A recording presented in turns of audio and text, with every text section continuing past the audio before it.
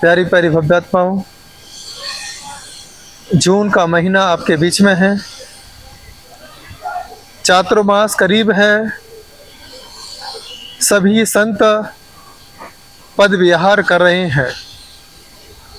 कहते हैं जहाँ पर साधु पहुँच जाते हैं, जहाँ पर साधुओं का चातुर्मास हो जाता है, वहाँ पर श्रावक के लिए हर दिन सोने के जैसा व्यतीत हो जाता है।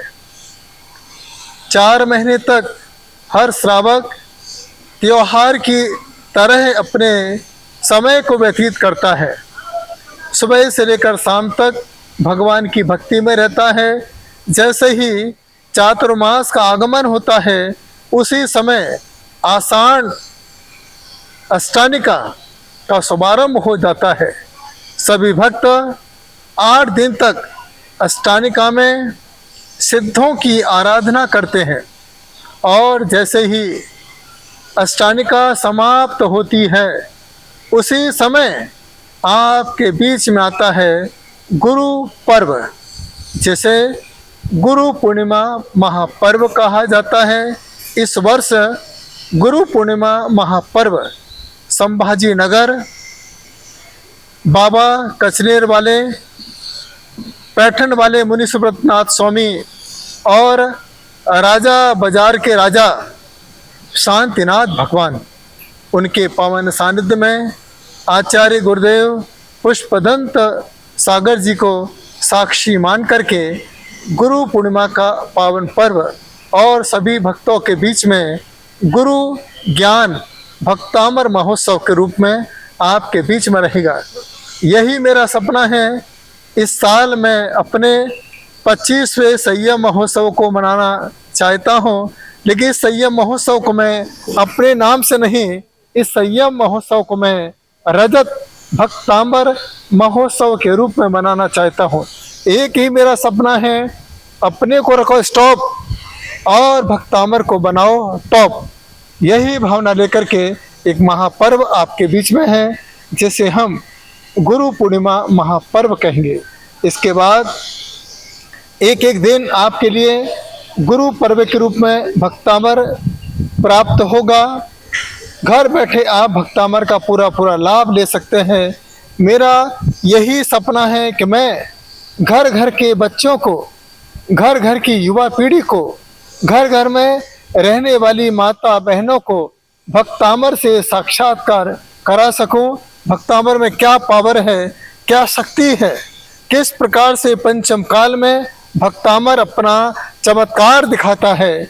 यह है भक्तांबर की साधना करने वाले, भक्तांबर का पाठ करने वाले, भक्तांबर का विधान करने वाले, भक्तांबर का व्रत करने वाले को ही महसूस हो सकता है। याद रखना, जीवन में पानी जिस भूमि पर गिरता है वह जमीन को गंदा कर देता है, लेकिन हम उस गंदी जमीन को भी उसी पानी से साफ किया करते हैं। पर पानी जिस जमीन को गंदा करता है, वह पानी उसी जमीन को भी साफ कर दिया करता है। तो यह भक्तांबर एक ऐसी विदा, एक ऐसी साधना है गुरु पूर्णिमा के पावन पर्व पर, जो आपके बीच में 10 जुलाई 2025 आपके बीच में आने जा रहा है। आप सभी पूरे मनोभावना बनाइए और संत जब चल रहे हैं, उनका चलते चलते पद यात्रा करा करके पुण्य लाभ प्राप्त कीजिए। पाद प्रक्षालन का मौका मिले, पाद प्रक्षालन कीजिए, क्योंकि संतों का पाद प्रक्षालन ही आपके पापों का प्रक्षालन कर सकता है। संत को जो आहार दान प्रदान करता है, एक दिन ऐसा पुण्योदय आता है, वह संयम को धारण करके इसी मुद्रा में आहार दान ग्रहण कर सकता है। जैसा हम करेंगे वैसा कल आपके साथ होने वाला है। आप पीछे देख रहे हैं भगवान पारसनाथ स्वामी, एक सुंदर सी प्रतिमा है। एक तरफ नेमिनाथ भगवान है और एक तरफ अंतिम शासन नायक महावीर स्वामी भगवान है। यह पावन तीर्थ नमोकार है। यहाँ से मैं भक्तांबर का शंखनाद आपके बीच में कर रहा हूँ। संतों का सम्मान हो, जब तक सूरज चांद रहेगा संतों का सम्मान रहेगा, और जब तक संतों का सम्मान रहेगा तब तक हिंदुस्तान रहेगा। भक्तांबर तीर्थ पर भी संत का आगमन होता रहता है। आप सभी पूरे मनोभावना के साथ, तन्मयता के साथ प्रभु से ही प्रार्थना करें, मुझे हर समय हर पल संत का सानिध्य प्राप्त होता रहे।